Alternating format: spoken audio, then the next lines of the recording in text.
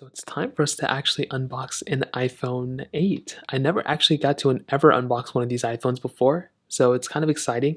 Now, I just repackaged my other iPhone 8, but I did buy the box for it, which was kind of fun, I'm not gonna lie.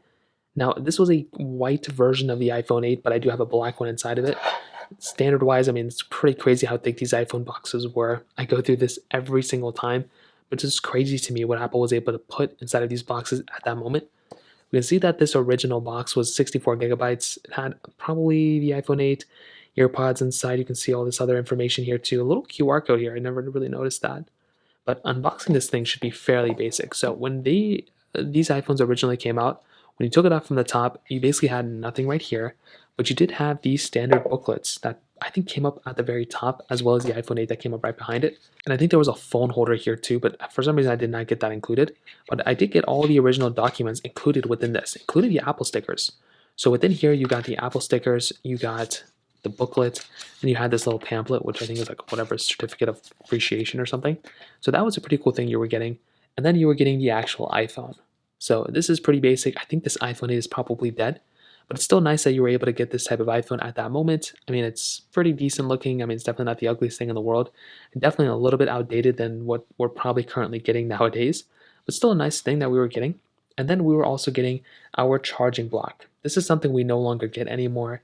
I feel like Apple could easily throw one of these things into our boxes, but they just don't decide to do that. So we are stuck in a weird way, weird phase where like, okay, well, like, it would have been nice if we got one of these things. We don't get it. It's another thing we kind of have to put to the side. We also have our ear pods. So these were something that were crazy. I still can't believe Apple actually gave us these things.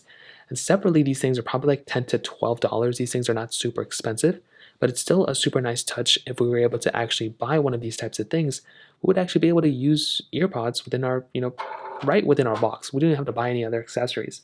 And then we had our standard charging cable, so nothing else super crazy right there. Now, looking at all these, accessories and everything, it's crazy to me that the iPhone 8 that came out in 2017, so just stick with me here.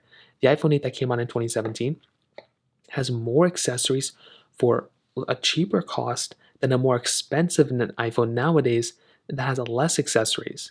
So I don't really understand how Apple was able to make this work back then, but like now it doesn't work. Like I understand they're trying to make more money. They're a public company. You can kind of see all their financials. It's not like they're hiding anything. But it's just kind of interesting what Apple was able to do there and kind of how people are kind of quick to forget.